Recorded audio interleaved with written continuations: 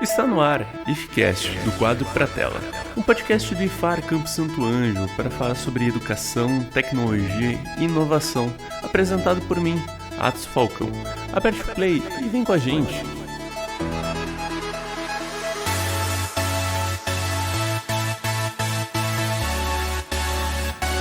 Oi, tudo bem, pessoal? Sejam bem-vindos a mais um IFCast do quadro Pra Tela. Hoje, agora estamos com a Prof. Carlise Soares. Prof, seja bem-vinda. Eu agradeço que a senhora veio comparecer aqui com a gente.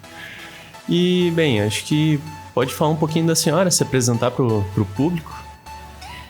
Certo, então, agradeço o convite. Eu sou a professora Carlise Soares Nascimento, sou professora do Instituto Federal Farroupilha, Campus Santo Ângelo, desde 2015, na área de informática. Hoje estou atuando mais próxima do curso de licenciatura em computação, com alguns projetos que nós desenvolvemos lá, e vamos falar um pouquinho desses projetos aqui com vocês. Ótimo. Prof, acho que a principal pauta que a gente pretende tratar aqui hoje é a respeito do Maker. Para quem não sabe, eu estudo aqui no Instituto Federal Farroupilha Campus Santo Ângelo. Atualmente estou no 8º semestre, fui aluno da prof. E queria uma curiosidade minha, como é que foi todo esse processo de trazer e desenvolver um laboratório Maker que todo mundo que fala ou ouve diz, foi a Carlise que botou todos esses negócios que tem aqui, foi tudo a Carlise que botou aqui.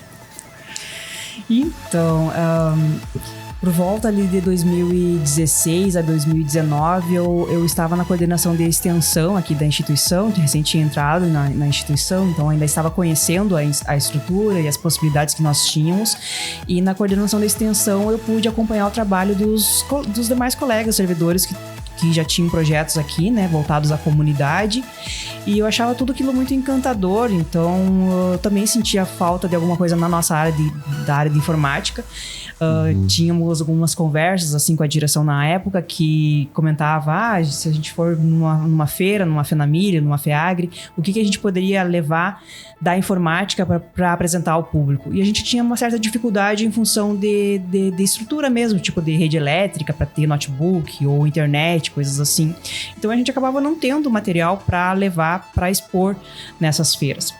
E aí, com o tempo, a gente ficou sabendo que alguns campos do IFAR estavam recebendo impressoras 3D. E outros locais, não só, Sim. Na verdade, o IFAR, mas estava começando a se divulgar essa possibilidade, né, de se ter uma impressora 3D.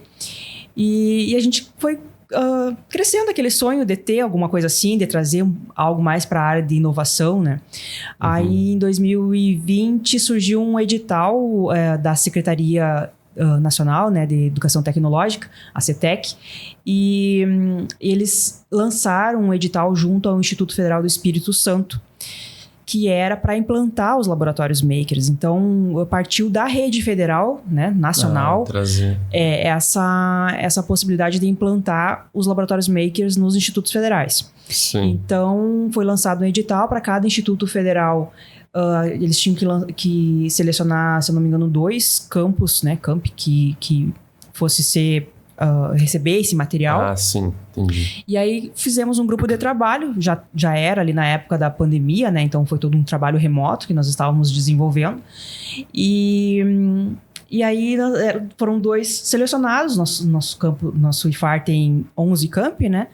Desse conjunto de projetos que foi enviados, nós ficamos em 3º lugar. Batemos na trave, né? Ficamos como o primeiro suplente. Aí tudo bem. Em 2020 eu também entrei no doutorado em computação pela UFPEL, numa área que era mais voltada para a informática na educação, vamos dizer assim. Sim. E eu estava acompanhando alguns trabalhos que eles estavam desenvolvendo, aí eu comecei a conhecer um pouquinho sobre a cultura maker, fazer pesquisas nessa área, e foi crescendo essa vontade, né? Eu não entendia muito bem o que era a cultura maker, então a partir dessas pesquisas, desses estudos, eu fui conhecendo as possibilidades e me encantando com o que a gente poderia ter, né? Mas faltava o dinheiro, né? O financeiro para poder comprar, a bufunfa, né? Para poder comprar todos os equipamentos que a gente precisava. Aí, em 2021, o próprio IFAR resolveu que todos os nossos campus teria que ter um laboratório maker, né? Só tinha sido 2 contemplados. E aí eles falaram, não, então a cada ano a gente vai publicar um edital, selecionar mais alguns, até que todos tenham o acesso. Ok. Tipo, aqui no Rio Grande do Sul tem o IFAR, tem o IFSul e tem o IFRS. O IFRS. E dentro do IFAR, que é o nosso, tem 11 campos, e daí 2 tinham sido agraciados, e daí eles falaram, não, agora todo mundo vai ter. Aí eles lançaram esse edital em 2021, mas seria para dar o aporte para 3 campos. Sim. Aí fomos lá, fizemos de novo o grupo de trabalho, revisamos lá o projeto, submetemos, ficamos em 4º lugar. Não creio. Quando era 2, ficou em 3, quando era 3 ficou em 4. E aí, nesse caminho, eu já estava com a minha ideia de pesquisa um pouco mais elaborada, continuei avançando isso. Chegou em 2022, eu pensei, eu vou ter que conseguir de algum jeito, vou atirar para tudo que é lado, vou ver o que tem de editais. E aí, comecei a buscar, comecei a ficar acompanhando mais, assim, a submissão de editais, a publicação de editais que eles fazem. E aí, a CETEC, junto com o Instituto Federal do Espírito Santo, publicou um edital que, na verdade, era a terceira edição do edital do Oficinas 4.0, que eles chamam. Uhum. E aí eu submeti, eu lembro que na semana, assim, de submissão do projeto, eu ainda não tinha uma ideia do que colocar. E comecei a conversar com alguns professores da área da administração, da área de agricultura, né? E aí, vamos fazer alguma coisa na área, assim, de administração de propriedades rurais e tal. E eu falei, então vou pegar essa ideia daqui. Aí o professor Airan falou da agricultura de precisão, o professor Adilson, a Rosane, alguma coisa da administração de propriedades rurais. E aí pegando um pouco de cada coisa. Aí eu sentei domingo de tarde, vou inventar um negócio aqui. Se vai dar certo, não sei, né? Mas, porque assim, eu não tinha nenhuma experiência nessa área, né, de agricultura, então... mas como eu pesquisei, escrevi lá o textinho e tal, mandei. Aí passou um tempo e acho que ia demorar um pouco para sair o resultado. Nesse meio tempo, assim, saiu um outro edital, também da CETEC, também do Instituto Federal do Espírito Santo, que eles estavam ajudando, né, a CETEC a gerenciar esse edital. Entendi. E aí esse edital era para divulgação da cultura maker com as escolas. Teria que desenvolver oficinas com as escolas. Eu falei, que legal, né? Casa bem com a licenciatura em computação. Vou fazer um projeto aqui também. E aí fui lá, escrevi o projeto. E aí a professora Cristina também estava trabalhando com a gente. Peguei umas ideias com ela e tal. Sim. E... a Cristina Paludo, né, da URI. Sim. Isso. Aí, fui lá, escrevi o projeto, mandei. Aí passou mais um tempo, saiu o 2º edital do IFAR para a implantação dos laboratórios Maker. Uhum. E aí iam selecionar, não me recordo agora, acho que eram mais 3. E com os mesmos recursos, assim, do edital anterior. Vamos lá. Já foi uns 3, 4 aí. Alguns desses aí eu vou ter que conseguir recurso. E aí passou mais um tempo, começou a sair os resultados, né? Aí foi aprovado os 3. O da Oficinas, o da Iniciação Tecnológica e o do IFAR. Mas daí sim. Eu falei, meu Deus, como é que agora a gente vai conseguir dar conta, né? Porque todos eles tinham uma contrapartida que tinha que dar. Tinha que ter os bolsistas, os relatórios ali de prestação de contas. Esses da CETEC, a gente tinha que selecionar os equipamentos que a gente queria. E aí eles que iam fazer toda a parte de compra, né? Então, com dinheiro, assim, eu não precisei lidar. Mas o do IFAR, a gente recebeu um cartão do Banco do Brasil, que é dos projetos de pesquisa que a gente recebe, e aí eu tinha que fazer os orçamentos e a compra do. Você que teve que ir atrás, as 3 opções mais baratas daquele lá. Esse processo aí. E aí foi isso. Isso foi, assim, final de 2022. Nas férias ali de 2023, a gente estava fazendo todo esse processo burocrático de seleção dos bolsistas, né, de contratos. Então, tipo, cada um dos projetos ele exigia, tipo, ele mandava um certo valor para desenvolver pesquisa, ou trazer, tipo, instaurar de fato um laboratório maker ali no instituto. e daí, tipo, tinha que trabalhar com as escolas ao redor. Isso, O do Oficinas 4.0, a gente tinha que selecionar os bolsistas, que seriam os nossos alunos do IFAR. Eles receberiam oficinas que o Instituto Federal do Espírito Santo ia fornecer online, né? Eram oficinas de cursos MOOC, né, que a gente chama, que a gente selecionava quais eram as temáticas daquelas oficinas e eles tinham que cumprir 400 horas de oficinas que eles tinham que assistir e responder lá todos os questionários e tudo, né? Pouca coisa. Na verdade, era um pouquinho menos, era 200 e pouco, mas eu fui lá e fui selecionando tudo que eu queria. Sim, e deu 400 horas. Tem isso pra mais? Não, eu quero. Sim. Por que não? Vamos botar os estagiários aí pra estudar. Quase não estudam, né? E aí, além disso, a gente tinha que desenvolver a proposta que foi o sistema gerenciador de pequenas propriedades rurais, né? Sim. Que depois me disseram, não chama de pequenas propriedades rurais, é agricultura familiar. Agora já foi. Agora tu vem me falar isso depois que eu já submeti. Já escrevi o projeto. Mas enfim, a gente tinha a vontade, né? A gente tinha o objetivo de fazer esse sistema gerenciador agregado com sensores que a gente ia colocar na propriedade lá para captar dados do terreno ali, né? Ok, tá. Então, essa era a ideia. O sistema se chama Agrifar. E talvez a proposta se tornou mais complexa do que aquilo que a gente conseguia desenvolver. Sim. Né? Porque a gente conseguiu desenvolver o sistema, o sensor estava funcionando ali, mas a gente não conseguiu chegar numa propriedade de fato e testar. Né? Então, a gente ficou só naquela proposta, na ideia ali, né? De como que seria o protótipo que a gente estava desenvolvendo. Pessoal, quem quiser aí, testar sua propriedade. É um projeto que a gente pode dar continuidade, né? Se quiser aí, ser cobaia, tamo com o projeto aqui. Sim, e daí, tipo... Aí, dentro desse do Oficinas, ainda a gente tinha que desenvolver alguma coisa para levar para a comunidade externa, para as escolas. Uhum. Então, a gente conseguiu fazer umas oficinas nesses formatos mais ou menos que a gente tem do Conhecendo o IFAR. Vinham aqui escolas, a gente apresentava a instituição para eles e falava ali sobre a cultura maker, sobre a instituição. Nesse período que daí levavam lá pro casarão, né? Fazia uma visita em todo o campus aí. Pro pessoal que não conhece, aqui no Instituto Federal Farroupilha tem uma espécie de uma casa de 2 pisos que é um pouco mais afastada lá, perto da área que o pessoal do curso de produção, né, da agricultura. Do pessoal ali dessa parte agrônoma, né?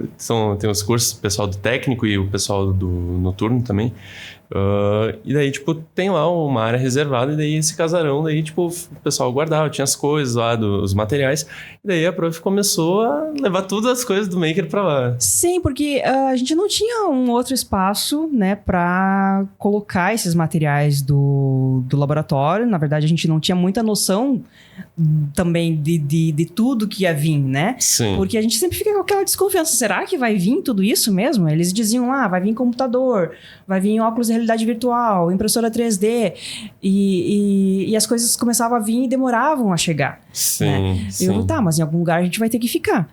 E aí o professor Adilson, que estava na direção na época, falou, então, provisoriamente vocês podem ocupar lá o casarão, que tinha sido recém-reformado, e tinha um espaço legal ali, com sala de aula, e tinha uma sala que a gente podia fechar, eles fecharam com aquelas portas de vidro, as divisórias, e fizemos lá umas pinturas, sim. Né, organizamos lá. Eu lembro, tinha aquelas canetinhas lá que, tipo, tu criava uma peça 3D a partir do filamento, né? Sim, as canetas 3D eram um dos equipamentos que a gente recebeu lá. Sim, tinha o óculos virtual, daí tinha os Legos que, tipo, tu montava ali com... Era o robozinho já com Lego, né? A Lego, ela tem um conjunto de vários... brinquedos, jogos, né? E um deles, um tipo de conjunto que eles têm, eles trabalham com essa questão da robótica. Então, a gente pode comprar só as peças de Lego, que são de algum tema, tem uma temática específica para montar, mas tem esses kits, esses conjuntos que são de robótica. Que são peças específicas. Aí eles tinham a versão do Mindstorm, mas no ano que a gente estava implantando ali o laboratório, eles lançaram um outro modelo que era o Spike. Isso, o Spike Prime. Então, teve essa demora também de receber esses equipamentos porque eles estavam trocando a versão, né? A gente não encontrava mais o MinStorm para vender. Sim, e isso era a senhora que tinha que ir procurar atrás. Que era por parte Era parte, porque, do projeto de porque esse do kit de robótica vinha pelo projeto de iniciação tecnológica, né, que a gente chamava de PIT, mas vinha também pelo o próprio edital do IFAR. E aí, nesse, eu tinha que sair atrás para comprar. Né? Tá, mas então, prof, e a gente tá falando aqui sobre a cultura maker, tudo, só que tem muita gente que não faz ideia do que a gente tá falando. Mas, assim, me explica aí como se eu fosse um leigo. Não que eu saiba muita coisa também, né? Mas, tipo, o que é a cultura maker? Bom, deixa eu voltar um pouquinho antes de falar da cultura maker e falar sobre o ensino da computação. Faz uns anos que a gente vem discutindo sobre a inserção da computação na educação básica. Né? Então, hoje a gente não tem professores de informática nas escolas públicas, né? Às vezes tem nas escolas particulares, mas não é uma obrigatoriedade. E desde 2017, 2018, com a publicação da norma da Base Nacional Comum Curricular, já vinha se falando sobre o ensino da computação de forma transversal.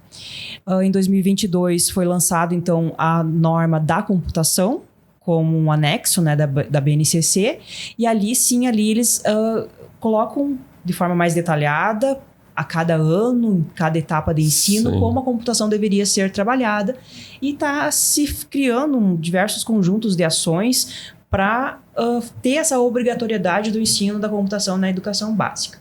A gente vê, né, que hoje em dia cada vez é mais e mais necessário. É muito importante que as pessoas, né, os nossos estudantes tenham esse conhecimento, porque faz parte do nosso dia a dia, Sim. né? Tá integrado a todas as áreas. É como ler e como fazer matemática. Sim, né?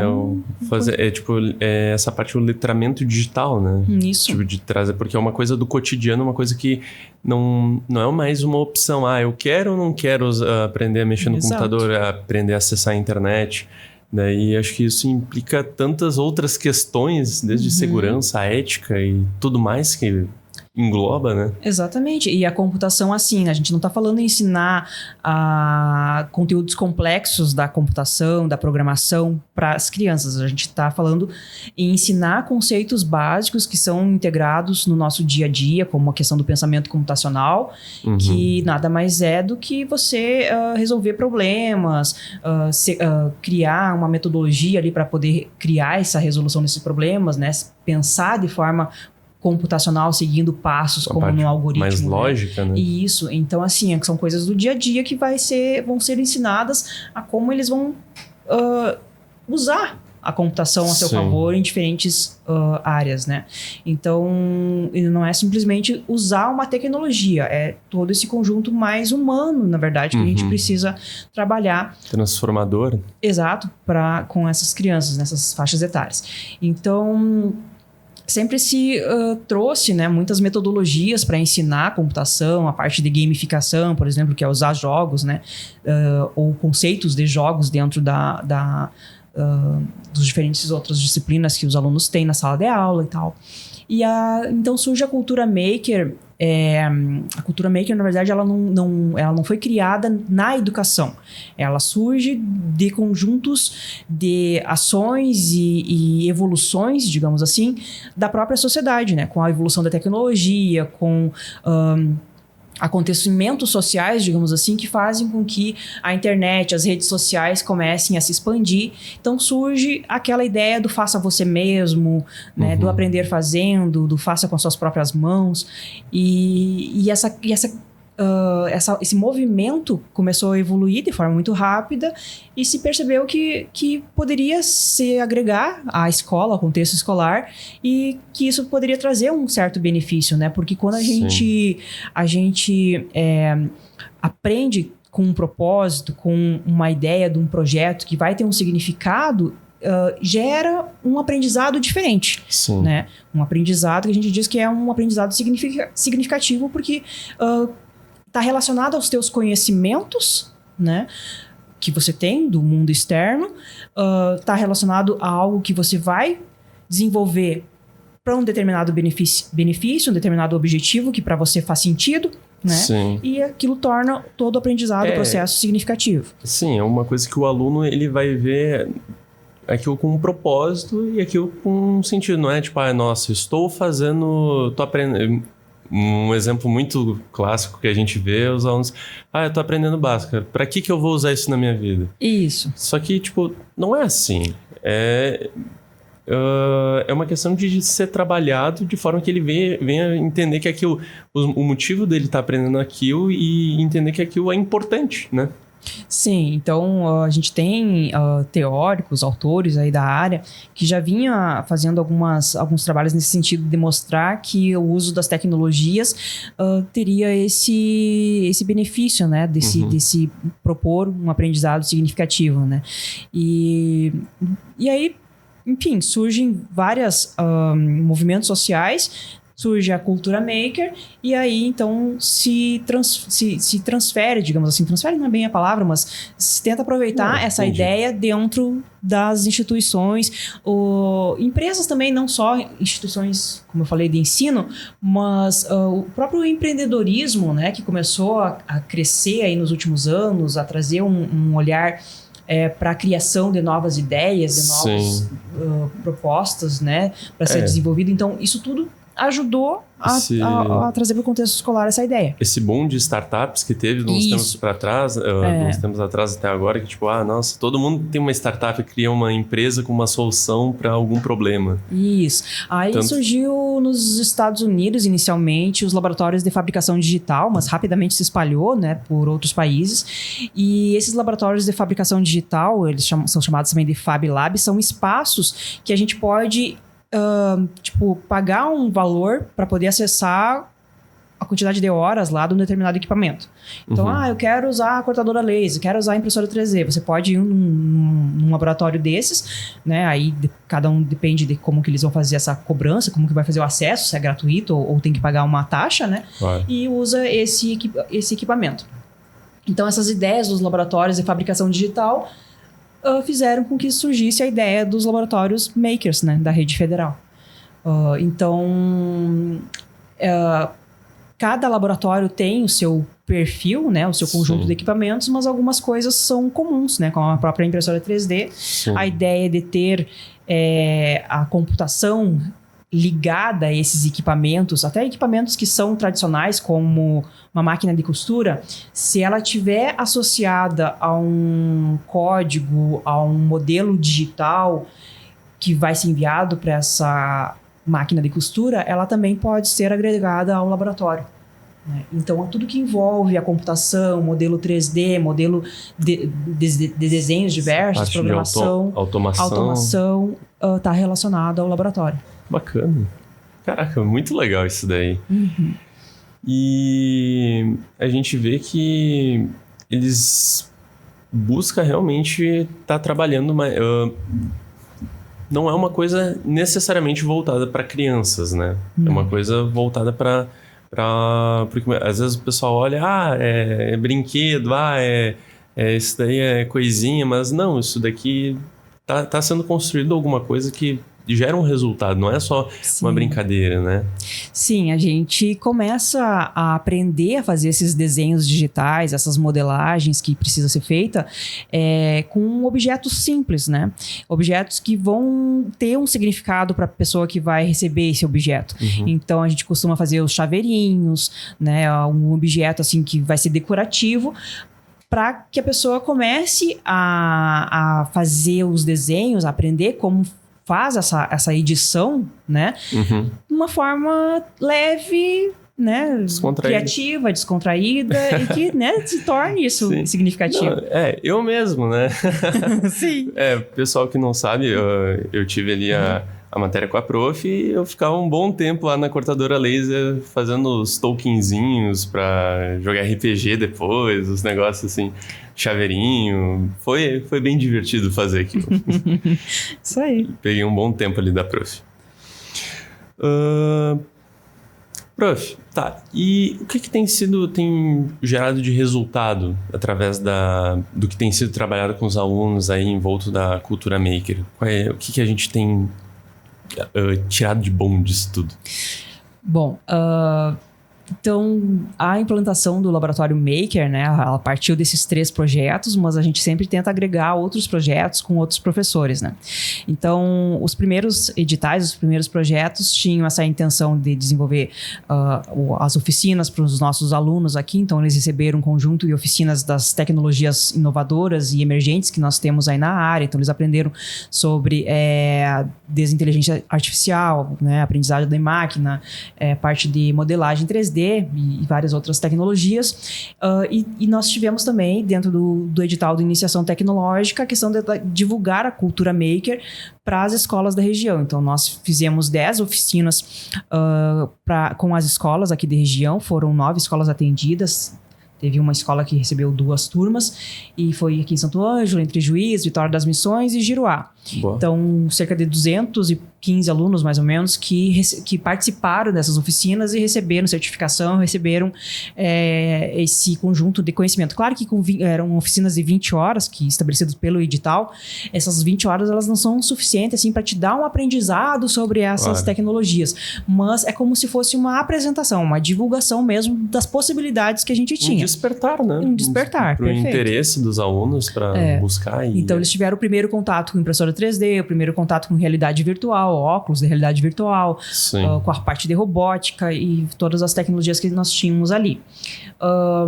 A partir desse movimento, quando conseguimos finalizar o ano, né, prestar contas desses materiais todos que a gente recebeu, a gente fez publicações dos trabalhos. Nosso grupo conseguiu participar de um evento em Brasília no final de 2023. Então, a gente pôde levar alunos do ensino médio para poder participar desse evento.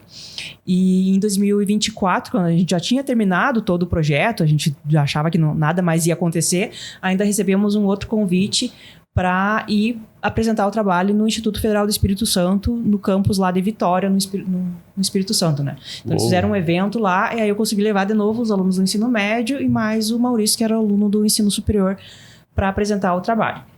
Caraca, que legal. E foi uma experiência, assim, fantástica, né? Porque no primeiro evento os alunos sofreram um pouquinho, foram para Brasília. Não, foram para Brasília de ônibus, né? Foi muito legal, assim. E no segundo evento eles foram de avião, assim. Então, mais tranquilo. Sim. Mas as duas experiências, assim, para eles que nunca tinham conhecido esses lugares, né? Tu tá no ensino médio, tu tá viajando o país para apresentar um trabalho de escola. Pô, que negócio maravilhoso. Sim, foi fantástico. Nós lá em Vitória, nós ficamos em 2, vamos dizer assim, tenda, né, que eles organizaram para apresentação de cada projeto. E era bem no início, assim, do local lá onde a gente estava, né? Então, todo mundo passava por lá e passava por nós, assim, para conhecer, né? Pessoal, aqui na tela tá passando, quem tá nos assistindo pelo YouTube, tá passando algumas imagens de do evento lá de Vitória, Isso aí. E aí a gente tinha lá as canetas 3D, o Lego, fazendo a solução dos cubos mágicos. Tínhamos uns carrinhos também que ficavam andando por ali e apresentando a Grifar, né, que era o sistema também. E o pessoal chegava lá, tipo, os outros stands era meio parecido ou era tipo... Olha, assim, puxando pro nosso assado, como você diz, o nosso era mais legal. Tinha mais coisas lá apresentando. Olhando as fotos, eu acredito. Sim, o pessoal dos outros IFs lá apresentando os seus projetos, né, os seus outros... tinha também grupos de robótica, óculos de realidade virtual e tal. O IF Santo Ângelo é melhor. E aí outros projetos foram surgindo, né? Então a gente deu continuidade depois, né? Sim. Eu ia ver com a senhora a questão das escolas. Tipo, hoje em dia a gente vê que as escolas públicas sofrem carência de muitas coisas. Mas você acha que é possível aplicar a questão da cultura maker, levar, tipo, talvez tentar desenvolver um laboratório desse numa escola estadual ou do município, assim? Com certeza, assim, eu acho que o laboratório maker, apesar dele não estar, né, a cultura maker não estar descrita na base nacional comum curricular, ela é uma das formas mais fáceis de se desenvolver as habilidades que estão lá colocadas, né? Então, é um espaço assim, que tu não precisa ter um grande conjunto de computadores. Tu vai ter algumas coisas ali, como a impressora 3D, que pode ser utilizado até para desenvolver materiais acessíveis, né, para alunos que tenham algum tipo de deficiência. Então, não precisa ter equipamentos muito caros, como nós tivemos a graça de ter, como a cortadora laser, né, e o óculos de realidade virtual, enfim. Tem outros materiais, outros equipamentos que são mais acessíveis financeiramente, né? Então, você pode trocar o óculos da realidade virtual por aqueles óculos que tu coloca o celular, sim, né? Os VR, sim. Você pode ter, então, uma impressora 3D que funciona super bem. Aquelas menorzinhas. As menorzinhas, aquela 2000, acho. Menos até, acho que eu estava pesquisando esses dias, tinha aí por 1.200, 1.300. Né? Levar uma para minha casa. Não, é muito legal. E as canetas 3D também é uma solução interessante para trabalhar a questão motora das crianças, né? E usa o mesmo filamento, o mesmo material que é usado na impressora 3D. Então, assim, são coisas que a gente pode trabalhar até com materiais sustentáveis. A própria robótica, você pode fazer carrinhos com materiais sustentáveis, né? Sucatas e coisas assim que vão agregar um movimento para aquele objeto. Então, não necessariamente precisa ser um Arduino da vida, né? Um equipamento de robótica mais caro. E a própria programação dessa parte de robôs, você pode fazer isso, simular isso através de um ambiente online, né? Então, temos ferramentas que nem o Tinkercad ali, que ajudam a fazer a parte de modelagem 3D, a programação. Então, eu acho assim, que são várias oportunidades. Você tem que saber o que faz sentido ali para o teu ambiente escolar. Interessante, né? Que, tipo, mesmo que muitas vezes a questão de recursos seja meio escassa, meio complicado, é possível tu estar trabalhando de forma... poxa, a tua escola minha escola não tem dinheiro, mas pô, tu consegue tentar trabalhar, se tu vai ali, puxa... É isso. Tem vontade de fazer um negócio assim, né? E muito do que a gente faz na cultura maker são esses trabalhos manuais que envolvem um pouquinho de marcenaria, engenharia, né? E esses trabalhos artesanais que a gente está acostumado há anos, né? Há séculos a fazer esses trabalhos. Então, sim, tudo se agrega, né? A gente tem também as ferramentas, chaves de fenda, equipamentos para fazer corte, né? Em MDF. Até a plastificadora que não estava na lista de equipamentos que a gente receberia, foi muito interessante o uso, né? Porque a gente pode desenvolver os jogos ali, plastificar, fica bonitinho, né? Claro. Então, são várias coisas que a gente pode pensar de forma mais acessível para aquele ambiente. Interessante. Bem, prof, e tipo, a gente olhando... todo esse material a gente tá sendo trabalhado, aqui no IF tem os estagiários, né? Tem o pessoal que é obrigado a fazer os seus estágios. Que o pessoal, eu tenho uns colegas que estão levando essa questão da cultura maker e IF afora, levando para as escolas. Sim, uma das ações que eu acho mais legais, assim, que a gente consegue desenvolver com o Laboratório Maker é justamente poder...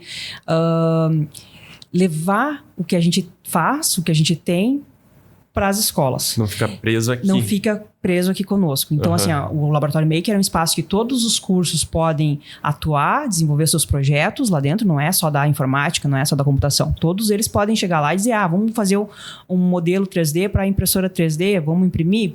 Podem fazer, né? Então, a gente agenda um horário lá, eles... vão receber um acompanhamento e vão desenvolver esse material.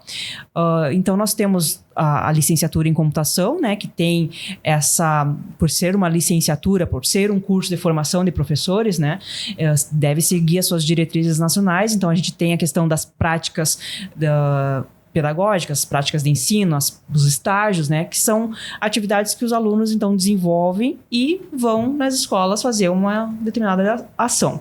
Então, a gente sempre colocou disponível esses materiais, né? Então temos vários alunos que levam óculos de realidade virtual para fazer ações nas escolas. Essa semana tinha os 3 óculos que a gente recebeu estavam emprestados para desenvolver ações nas escolas.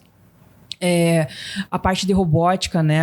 Esse ano a URI fez a Olimpíada Missioneira de Robótica, né? A primeira Olimpíada, e eles estavam um trabalho lindo também, né? De implantação de laboratórios makers em cidades da AMM, né? Dos municípios aqui da região. Então, eles escolheram uma escola estadual de cada município da AMM e entregaram um armário maker, onde eles tinham lá impressora 3D e várias ferramentas. E aí, em contrapartida, a escola tinha que desenvolver uma equipe de robótica para participar da Olimpíada Missioneira de Robótica. Então, nós tivemos os nossos estagiários da licenciatura em computação auxiliando nesse projeto da URI, dando apoio, suporte lá nas escolas, né, para ensinar a parte de robótica, desenvolveram vídeos, tutoriais. E aí, nós também tínhamos interesse de formar uma equipe com os nossos materiais, né? Que a gente recebeu também um material da URI, recebemos o kit dos carrinhos do robô Sumo, né? A URI chama todas as escolas aqui não sei se todas, chama algumas das cidades, eles fizeram aberto, né? As instruções abertas a quem quisesse participar, mas as escolas que receberam aquele armário maker e receberam o kit de robótica do Sumo, tinham como contrapartida participar, né? Então, eles precisavam participar ali do evento. E a gente também, como estávamos envolvidos em parceria lá, formamos a nossa equipe, aí eles nos deram o kit do robô Sumo. E a gente também conseguiu, a partir desses estágios, colocar mais uma escola, né? Que é o Colégio Pedro II, que é um colégio num outro programa que nós estamos desenvolvendo esse ano, que é o PIBID, né? O PIBID de computação. Então, pela primeira vez, nós conseguimos participar desse programa, que é voltado para as licenciaturas. Então, nós temos 24 bolsistas da licenciatura em computação participando do PIBID em 3 escolas aqui de Santo Ângelo. O Colégio Pedro II, a Escola Municipal José Alcibiades e a Escola Municipal Matilde Ribas. No caso daí, no PIBID, os alunos daqui do IFAR, os estagiários, eles vão até esses colégios e eles desenvolvem várias ações. Ok. Oficinas para professores, oficinas para os alunos, manutenção do laboratório de informática. Bacana. Fazem várias ações ali na publicação em redes sociais, também eles trabalham, né? Então, teve daí um grupo que tinha os bolsistas, e esses bolsistas também eram estagiários, o estágio obrigatório, né? Juntou o útil ao agradável, juntou os dois. Isso, porque o PIBID a gente tem alunos do 2º semestre, do 4º semestre, 6º semestre, 8º semestre. Então, são todos os níveis todos do curso. Todos os semestres do podem curso. participar do PIBID. Isso. E aí, quem está fazendo estágio, ou quem está fazendo determinadas PECs, pode desenvolver essas atividades dentro do PIBID. Então, a gente, em uma das escolas, tinha o estágio, que era o estágio 2, se eu não me engano, e junto também eram do PIBID. E então, eles conseguiram desenvolver um trabalho bem legal com a questão da robótica. E aí, só que eles não tinham recebido o material da URI, né, para participar da Olimpíada. O pessoal do Pedro.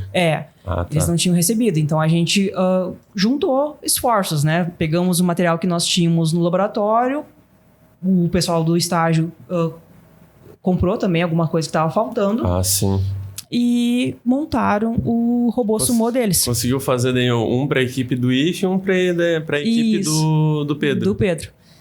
Bacana. A equipe do IF tinha o kit que a URI tinha nos dado, né? Então, eles conseguiram fazer ali com aquele mesmo kit. E aí conseguimos, então, participar desse evento, né? Conseguimos, a equipe do IFAR conseguiu uma premiação da estilização. Sim. Eles fizeram o carrinho do Scooby-Doo. Né? Que legal, fizeram estilizado. E participamos lá do evento, que foi muito, muito legal. Então, com o material que era para um robô, vocês fizeram 2. Bem dizer isso, assim. É que a gente recebeu muito material o IF já tinha um pouco, do laboratório, né? Em 2023, a gente recebeu material para 11 carrinhos. Não era o mesmo carrinho, era um carrinho diferente da ideia do robô Sumo. mas dava para aproveitar aquela estrutura para algumas coisas, alguns componentes, né? Então a gente precisava mais era da carenagem, que a gente chama, que é essa parte da frente que tem o sensor ali. Então... Que é a imagem do pessoal do projeto, que é a Prof. Carlise, e as alunas As alunas que concorreram são de qual curso aqui do IFE? São do Administração, Técnico em Administração do Ensino Médio, primeiro ano. Bacana. E aí a gente conseguiu reunir elas até de forma meio que de última hora, assim, foi uma correria para conseguir formar essa equipe, fazer todo o carrinho, né? Ó, que bonitinho. Ficou os 4 ali dentro e o Scooby-Doo lá fora. E é muito engraçadinho. Então, essa parte de baixo aqui, eles veio desse kit da URI, né? Do robô Sumo, que é a estrutura básica. E elas fizeram a parte de cima ali da estrutura. Bacana. E além das escolas e dos estágios, a gente também vê que em alguns eventos, às vezes, tem a barraquinha do IFE agora lá, marcando presença. Agora nós temos muito o que apresentar nas feiras, né? Antigamente a gente não tinha, agora a gente tem muita coisa. Então a gente está sempre presente na FENAMILHO, na FEAGRE, em eventos que nos convidam para ir nas escolas, né? Feiras de ciências das próprias escolas. Semana que vem inicia a Cidade das Tortas, fomos convidados com o Clube de Astronomia para ir lá, que é um dos projetos vinculados ao Laboratório Maker também. Bacana. Então, os demais projetos que utilizam, de certa forma, os nossos equipamentos, como a própria impressora 3D, a cortadora laser, eles também colocam, né, o Laboratório IFE Maker como parceiro do projeto, que é o caso do Clube de Astronomia, né, que é um outro projeto também voltado para as escolas. E aproveitam todo esse espaço, esse conjunto de equipamentos para a gente ver, né? Então, por exemplo, o óculos de realidade virtual a gente usa para mostrar algumas coisas do universo aí nas visitas das escolas. Trazer de uma outra perspectiva, né? Trabalhar com os alunos. Pô, bacana. Bem interessante. Isso aí. Bem, pessoal, eu acho que aqui já vamos encerrando. Gostaria de agradecer a todo mundo que está assistindo, que assistiu a gente. Queria agradecer a Prof. Carlise pela presença aqui com a gente aqui no estúdio. E deixo o convite aberto para vir mais vezes. Obrigada, agradeço o convite. Aproveito aí para agradecer também todos os colaboradores do Laboratório IFE Maker, né? Porque não é só um projeto da Carlise, iniciou lá com um pontapézinho. Tive a sorte de ter os projetos aprovados, mas era uma luta que já vinha de muitas mãos, né? Então, sim, um grande esforço coletivo. Um grande esforço coletivo, né? E para manter, né? Uma coisa é implantar, outra coisa é manter o espaço ativo e atualizado, né? Então, agradeço de coração todos os servidores que nos apoiam, os alunos que nos procuram também para desenvolver seus projetos, que sem esses alunos também não faria sentido a gente ter o espaço. Sim, então, está sempre aberto e o convite aí para todos poderem nos conhecer e continuarem conosco aí nesses trabalhos. Tá certo. Obrigado, prof. Então tá, pessoal, ficamos por aqui no IFEcast, do quadro para a tela, e é isso. Até a próxima.